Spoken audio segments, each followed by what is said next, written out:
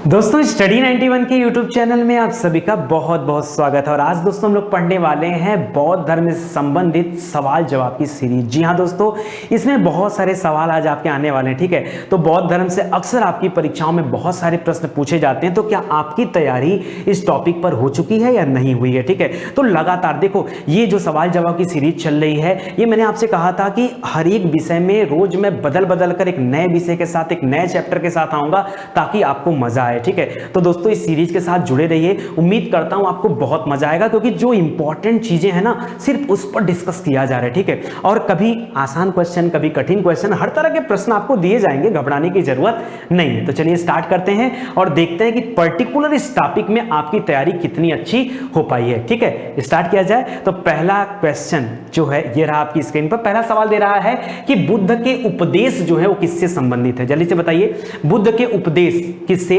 संबंधित? इत्मीनान से सोच समझ के बताइए। कई लोग बोलते हैं कि सर नहीं दिख रहा है। देखिए, आप अपने मोबाइल में थोड़ा सा आप क्वालिटी को बढ़ाइए, सब कुछ आपको क्लियर दिख जाएगा। ठीक है, इसके लिए आप परेशान मत होइए। तो जल्दी से बताइए, बुद्ध के उपदेश जो हैं वो किससे संबंधित हैं? बताइए, किससे मतलब किस भाषा से संबंधित हैं? उपदेश तो उपदेश होता है ना। तो अब यहां पे देखिए, दो तीन चीजें मैं आपको बताता हूं। चलिए देखिए, अगर हम उपदेश की बात करें तो बात आती कि बुद्ध जी ने सबसे पहला उपदेश कहां दिया था? तो याद रखिए, सारनाथ में दिया था। कहां पर दिया था? सारनाथ। सारनाथ की बात आ गई तो याद रखिए, सारनाथ कहां पड़ता है? सारनाथ पड़ता है वाराणसी में। इसके अलावा क्या बात आती है दोस्तों? तो याद रखिए, सारनाथ में उस समय जो जगह था, उस समय उस जगह का नाम था ऋषिपत्तनम। क्या नाम था? ऋषिपत्तनम। और सारनाथ में एक स्तूप है जिसका नाम है धमेक स्तूप। क्या नाम है? धमेक स्तूप। इस धमेक स्तूप को याद रखेगा। ठीक है, इतना प्रश्न आपके लिए इंपॉर्टेंट है। दूसरा प्रश्न इंपॉर्टेंट है कि सबसे ज्यादा उपदेश इन्होंने कहां दिया था? तो श्रावस्ती में दिया था। और तीसरी इंपॉर्टेंट बात यह है कि इनका जो उपदेश है ये किस भाषा में दिया था? तो उस समय जन सामान्य की जो भाषा थी वो थी पाली भाषा। कौन सी थी? पाली भाषा। एक प्रश्न और यहां से एक्स्ट्रा याद करिए कि अगर हम महावीर स्वामी की कभी बात करें, किसकी बात करें? महावीर स्वामी की बात करें, जो 24वें तीर्थंकर थे। क्या थे? 24वें तीर्थंकर थे।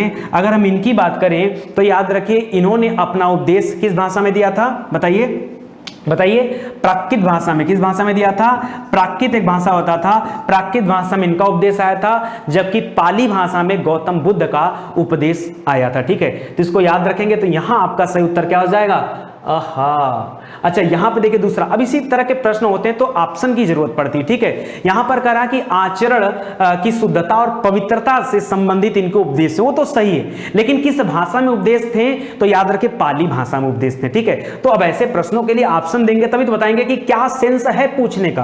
भाई पूछने का आपका क्या सेंस है, क्या आपके मन में क्या है, क्या आप जानना चाहते हैं? क्योंकि मैंने जो बताया गलत तो बताया नहीं, वो सारी चीजें आपको याद रखना है। तो यहां पर याद रखिए, गौतम बुद्ध जी का जो उपदेश था, उस उपदेश में वो ज्यादातर आचरण की शुद्धता और पवित्रता की बात किया करते थे। तो ये आपका सही उत्तर हो जाएगा। ठीक है, आगे देखिए, कर महात्मा बुद्ध ने अपना उपदेश किस भाषा में दिया? ये तो अभी बता दिया आपको, पाली भाषा आपका सही उत्तर हो जाएगा, पाली भाषा। ठीक है, आलार कलाम कौन थे? आलार कलाम दोस्तों ये गौतम बुद्ध के गुरु थे। ठीक है, दो लोगों के गुरु का नाम अक्सर परीक्षा में पूछता है आपसे।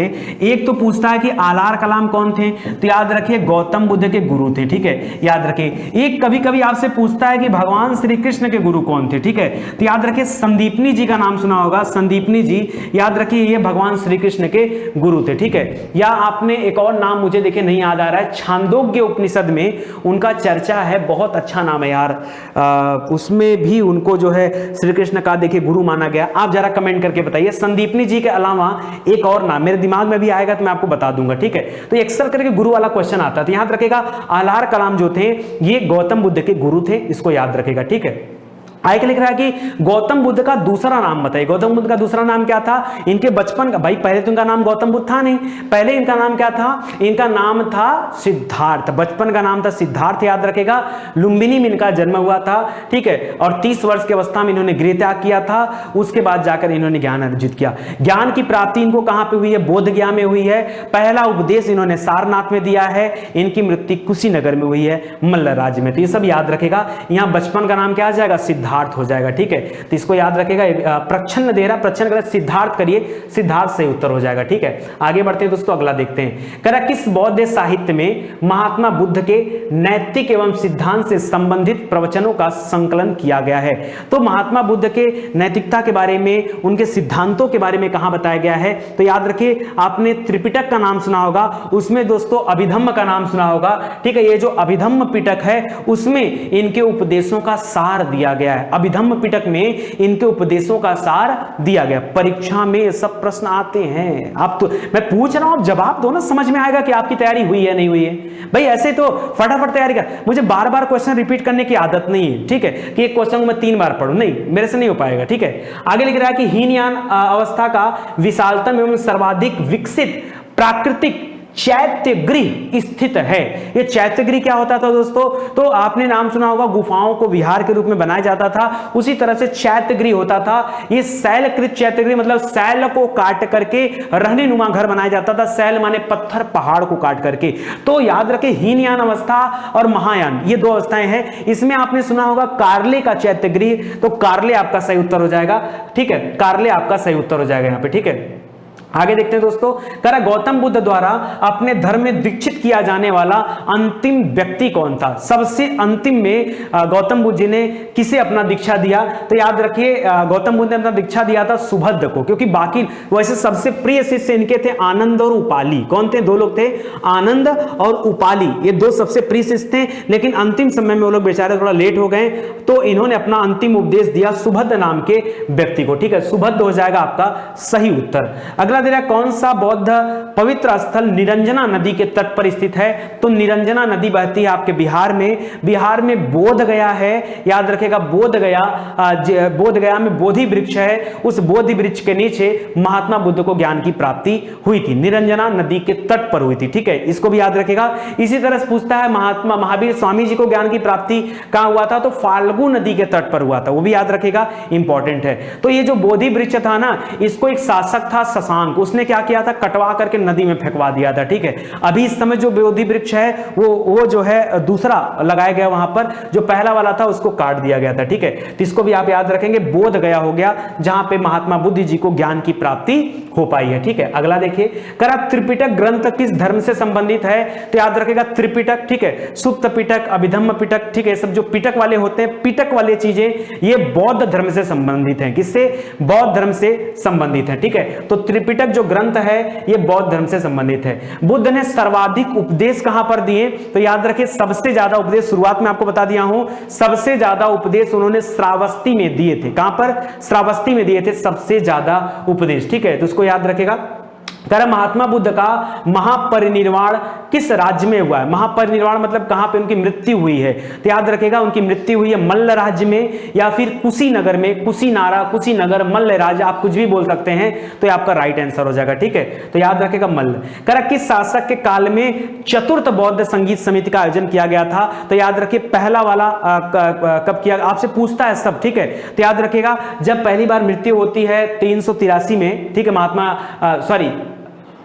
546 383। ठीक है, हाँ, तो याद रखेगा दोस्तों, तो अलग अलग हर 100 साल पे होता है जनरली, आगे चल के चेंज भी कर दिया गया। चौथी जो बौद्ध संगीत समिति हुई है ये कश्मीर के कुंडल वन में हुई है।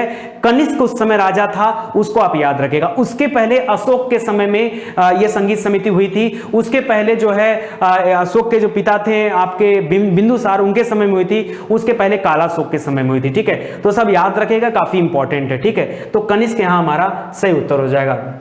आगे देखिए, महात्मा बुद्ध का महापरिनिर्वाण कहां पर हुआ? तो कुशीनगर या फिर मल्ल राज्य, कुछ भी दे सकता है, तो आप याद रखेगा कुशीनगर हो जाएगा।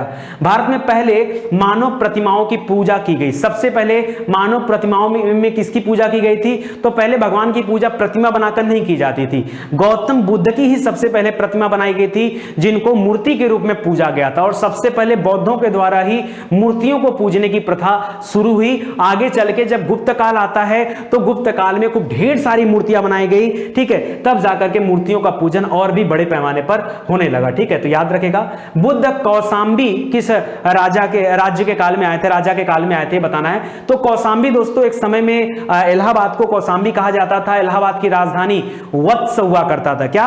वत्स यहां की राजधानी हुआ करता था। आज कौशांबी एक अलग जिला के रूप में है, आपको पता होगा। यमुना नदी कौशांबी होकर ही इलाहाबाद आती है, याद रखेगा, वो भी प्रश्न इंपॉर्टेंट आपके लिए। और कौशांबी का राजा था उदयन। क्या नाम था? राजा उदयन, ठीक है। तो याद रखेगा, और कौशांबी एक ऐसा स्थल है जो बौद्ध और जैन और हिंदू तीनों के लिए जो है स्थान देता है, तो इसको भी आप याद रखेगा, ठीक है। तीनों का एक केंद्र है। आगे देखिए, बौद्ध धर्म में भिक्षुणी के रूप में स्त्रियों के प्रवेश की अनुमति बुद्ध द्वारा दी गई थी। कहां पर महात्मा बुद्ध ने स्त्रियों को प्रवेश की अनुमति दिया? तो याद रखें, कुशीनगर में ही उन्होंने यह काम किया था, ठीक है, स्त्रियों को प्रवेश की अनुमति दिया था, ठीक है। तो यह भी इंपॉर्टेंट आपके लिए। आगे बढ़ते हैं दोस्तों, आगे चलते हैं। लिख रहा है, देश में किसने मूर्ति पूजा की नींव रखी थी? तो सबसे पहले मूर्ति बनाया बौद्धों ने, तो बौद्धों ने ही मूर्ति पूजा की नींव रखी सबसे पहले। तो यहां पर महात्मा बौद्ध ही आ जाएंगे। आजीवक लिख रहा है, गलत है, गलत है, गलत है। आजीवक, अच्छा, आजीवक संप्रदाय का जो है मेन कौन था? याद रखिए, मक्खली गोसाल, ठीक है। तो याद रखेगा, मक्खली गोसाल थे। आजीवक संप्रदाय अलग हो जाएगा, ठीक है, वो यहां मत करिए, उसका यहां से कोई लेना देना। आजीवक संप्रदाय अपना जीवन जो है वो गुफाओं में बिताया करते थे, ठीक है। यहां मूर्ति पूजा की बात कर रहा है, गौतम बुद्ध आ जाएंगे। गौतम बुद्ध की पहली बार पूजा की गई और बौद्ध धर्म के जो अनुयायी थे सबसे पहले उन्होंने पूजा स्टार्ट किया था। एक प्रश्न और याद रखिए, कभी कभी दोस्तों आप अगर गूगल में सर्च करेंगे तो आपको बौद्ध मतलब गौतम बुद्ध और महावीर स्वामी में अंतर नहीं कर पाओगे। अगर मैं आपको फोटो दिखा दूं, आप बता नहीं पाओगे कौन से वाले महात्मा बुद्ध जी हैं और कौन से वाले जो है महावीर स्वामी जी, आप नहीं बता पाओगे। आज मेरे कहने से एक बार गूगल सर्च करना और मैं आपको एक छोटा सा क्लू देता हूं, ठीक है। जो पूरी तरह से नग्न अवस्था में बैठे होंगे, जिनके ऊपर किसी भी तरह का वस्त्र नहीं दिखेगा, शरीर पर कोई वस्त्र की डिजाइन न बनी हो या ऐसे रेखा न बनी हो वस्त्र का, लगता है ना कि कोई व्यक्ति वस्त्र पहना हुआ है। अगर नग्न अवस्था वाला है तो याद रखिए वो पिक्चर किसकी होगी? महावीर स्वामी की होगी। किसकी होगी? महावीर स्वामी की। क्यों? क्योंकि दिगंबर वगैरह जो होते थे यहीं पर होते थे, ठीक है। दिगंबर जो होते थे, अनुयायी थे, वो चारों दिशाओं का अपना वस्त्र मानते थे, ठीक है, कि दिशाएं ही हमारा वस्त्र है, ये नहीं वस्त्र है, ठीक है। उसी में श्वेतांबर आए तो बाद में श्वेत वस्त्र धारण करने लगे। तो याद रखिएगा, महावीर स्वामी का जहां फोटो होगा वो नग्न अवस्था में होगा। लेकिन अगर हम वही बात करें, क्योंकि वो दिशाओं को अपना वस्त्र मानते थे, और जहां कहीं कपड़े दिख जाएंगे तो याद रखिए वो बुद्ध जी की प्रतिमा होगी। आप एक बार गूगल सर्च करिए, मजा आएगा देख के, ठीक है। चलिए आगे देखिए, कर विश्व का सबसे ऊंचा कहा जाने वाला विश्व शांति स्तूप बिहार में कहां पर बन रहा है? तो बिहार में राजगिरी एक जगह है, राजगिरी के पास में सप्तपर्णी गुफा है, जहां पर पहली बौद्ध संगीत समिति की स्थापना की गई थी। वहीं पर राजगिरी में ही दुनिया का सबसे बड़ा स्तूप बनाया जा रहा है, ठीक है। तो आपका राजगिरी क्या हो जाएगा? सही उत्तर हो जाएगा। राजगिरी को राजगीर के नाम से भी जाना जाता है, बिहार में पड़ता है। सप्तपर्णी गुफा याद रखेगा, वो भी इंपॉर्टेंट है, ठीक है, ठीक है। चलिए आगे देखिए, आगे लिख रहा है दोस्तों, आगे लिख रहा है, कनिष्क के शासन काल में बौद्ध सभा किस नगर में आयोजित की गई थी? तो कुंडलवन कश्मीर में यह बौद्ध संगीत सभा स्थापित की गई थी। चौथी संगीत समिति हुई थी राजा कनिष्क के काल में, ठीक है। तो इसको याद रखेगा, कुषाण राजा था कनिष्क, याद रखेगा। गौतम बुद्ध की मां किस वंश से संबंध रखती थी? तो कोलीय वंश। कौन सा था? कोलीय वंश से संबंध रखती थी गौतम बुद्ध की मां, कोलीय वंश से संबंधित थी। तो कोलीय वंश आपका सही उत्तर हो जाएगा, ठीक है। तो ये कुल मिला जुलाकर मोस्ट इंपॉर्टेंट क्वेश्चन थे। एक बार अब हम लोग देखते हैं कि अगर यह प्रश्न आपकी परीक्षा में पूछा जाए तो क्या आप इन प्रश्नों का उत्तर दे पाओगे कि नहीं दे पाओगे, ये आपको समझना पड़ेगा थोड़ा सा, ठीक है। चलिए आगे देखिए, करा बुद्ध के उपदेश संबंधित है, किससे संबंधित है? अब देखिए सब दे रहा, आत्मा संबंधी विवाद नहीं, आत्मा के ऊपर उन्होंने कोई टीका टिप्पणी नहीं किया। जैसे पुनर्जन्म का जो कॉन्सेप्ट है ये सब तो वो उन्होंने हटा दिया, ठीक है। ब्रह्मचर्य के बारे में दोस्तों, ब्रह्मचर्य को पांचवा सिद्धांत माना है, लेकिन वो महावीर स्वामी जी ने माना है। वहां पर यहां पर तो बुद्ध जी की बात हो रही तो गलत हो जाएगा। धार्मिक कर्मकांड को मानते ही नहीं थे, तो आचरण की शुद्धता और पवित्रता को मानते थे, अपने उपदेश में उसी की बातें किया करते थे। तो ऑप्शन नंबर 4 आपका सही उत्तर हो जाएगा। समझ रहे हैं? और कुछ है नहीं, बड़ा सिंपल है। कारण महात्मा बुद्ध ने अपना उपदेश किस भाषा में दिया? तो पाली भाषा में दिया। दोनों प्रश्न याद रखेगा, महात्मा बुद्ध ने पाली भाषा में दिया, महावीर स्वामी ने प्राकृत भाषा में दिया, दोनों याद रखेगा, ठीक है। तो आगे बढ़ते हैं। आगे देखिए, क्योंकि यह जन सामान्य की भाषा थी। आलार कलाम कौन थे दोस्तों? तो महात्मा बुद्ध जी के गुरु का नाम था आलार कलाम। ठीक है, ये भी इंपॉर्टेंट क्वेश्चन है, तो ये भी याद रखेगा। ठीक है, चलिए, वो कृष्ण जी के गुरु जी का नाम मुझे संदीपनी के अलावा कुछ और याद नहीं आया। ठीक है, बहुत अच्छा नाम है, बहुत अच्छा नाम है। छांदोग्य उपनिषद में बताया गया उनके बारे में। चलो कोई बात नहीं, स्किप कर गया। निम्नलिखित में से कौन गौतम बुद्ध का दूसरा सही नाम है? तो याद रखिए, सिद्धार्थ इनका नाम है, याद रखिएगा। पार्थ किसका नाम है? हे पार्थ, पार्थ अर्जुन का नाम था। ठीक है, गांडीवधारी, गुडाकेश सब अर्जुन का नाम है। ठीक है, तो याद रखिएगा। 563 बीसी में इनका जन्म हुआ था और 483 बीसी में इनकी मृत्यु हो गई थी। ठीक है, तो सब याद रखिएगा, इंपॉर्टेंट आपके लिए। ठीक है, 483 में काला शोक राजा था, 383 में आपका बिंदुसार राजा बन गया। ठीक है, इस तरह से सिस्टम चलता रहा। फिर 250 ईस्वी आया तो अशोक आ गया, फिर कनिष्क का शासन लास्ट में आया, चौथी बौद्ध संगीत समिति हुई थी। यही अभिधम्म पिटक में उनके उपदेशों का संकलन किया गया है, तो आपको बता दिया गया। हीनयान अवस्था वाले में वो कार्ले जो है वो चैत्यगृह बना हुआ है, यहाँ पर ढेर सारे चैत्यगृह हैं, तो याद रखेगा। ठीक है, गौतम बुद्ध द्वारा अपने धर्म में दीक्षित किया जाने वाला अंतिम व्यक्ति कौन था? सुभद्र था। ठीक है, सुभद्र। गौतम जी की मृत्यु कहां हुई थी? बुद्ध जी की महापरिनिर्वाण के नाम से जिसे जानते हैं, तो याद रखिए। अच्छा, कई बार ये भी पूछता है मृत्यु को क्या कहा जाता है, तो बताइए, महापरिनिर्वाण कहा जाता है। ठीक है, उपदेश देना क्या कहा जाता है? धर्म चक्र प्रवर्तन कहा जाता है। ये सब समझना होगा आपको। ठीक है, तो याद रखिए। सबसे पवित्र स्थान जहां पर इनको ज्ञान प्राप्त हुआ था, निरंजना नदी के तट पर, उस स्थान का नाम है बोध गया। ठीक है, त्रिपिटक ग्रंथ दोस्तों ये बौद्ध ग्रंथ से संबंधित है। ठीक है, और आगम जहां तक पूछता तो फिर महावीर स्वामी में चला जाता। ठीक है, याद रखिए, बुद्ध का बौद्धों का एक ग्रंथ है जिसका नाम है, बहुत इसके पर, अंगुत्तर निकाय। क्या नाम है? अंगुत्तर निकाय। उस अंगुत्तर निकाय वाली किताब में 16 महाजनपदों का उल्लेख मिलता है। भी आपसे परीक्षा में प्रश्न पूछता है। क्या नाम है किताब का? अंगुत्तर निकाय किताब का नाम है। और महावीर स्वामी से संबंधित एक जो बुक है वो है, महावीर स्वामी संबंधित नहीं, जैन धर्म से संबंधित बुक है भगवती सूत्र, जिसमें 16 महाजनपदों का उल्लेख है, तो उसको भी याद रखेगा। बुद्ध ने सबसे ज्यादा उपदेश कहां पर दिया? तो श्रावस्ती में अपना सबसे ज्यादा उपदेश महात्मा बुद्ध जी ने दिया था, उसको याद रखेंगे। गौतम बुद्ध का महापरिनिर्वाण किस राज्य में हुआ था? तो याद रखें, मल्ल राज्य था। जगह का नाम कुशीनारा था या कुशीनगर था, तो वो भी आप याद रखिएगा। ठीक है, करा किस शासन के काल में चतुर्थ बौद्ध संगीत समिति बनाई गई थी? तो याद रखिए, कनिष्क राजा था उस समय। ठीक है, तो कनिष्क के काल में। ठीक है, तो यहां याद रखिएगा, कनिष्क आपका हो जाएगा। अशोक के काल में तीसरी थी, और कालाशोक के काल में पहली थी, और आपके बिंदुसार के काल में दूसरी थी। ठीक है, तो ये सब आप याद रखेगा, इंपॉर्टेंट है। कह रहा महात्मा बुद्ध का महापरिनिर्वाण ये कुशीनगर में हुआ था, और जन्म कहां पर हुआ था? तो लुंबिनी में हुआ था। ठीक है, आगे देखिए, कनिष्क के शासन काल में बौद्ध सभा किस नगर में आयोजित की गई? तो याद रखिए, कश्मीर में हुआ था पहला वाला। ठीक है, तो उसको भी याद रखेगा। चलिए आगे बढ़ते हैं।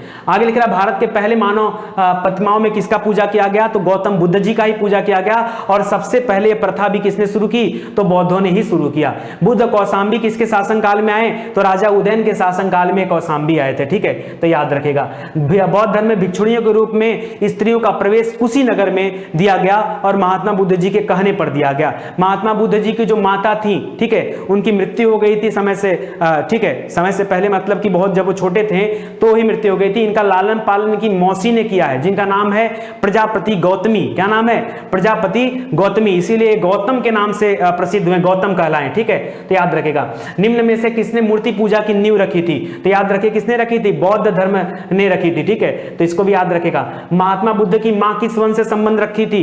कोली वंश से संबंध रखती थी, तो इसको भी आप याद रखेगा। विश्व का सबसे ऊंचा स्तूप ये राजगिरी में बनाया जा रहा है। राजगिरी में ही प्रथम बौद्ध संगीत समिति हुई थी, तो उसको याद रखेगा। राजगिरी कहां पड़ता है? बिहार में पड़ता है। ठीक है, आज के लिए दोस्तों बस इतना ही।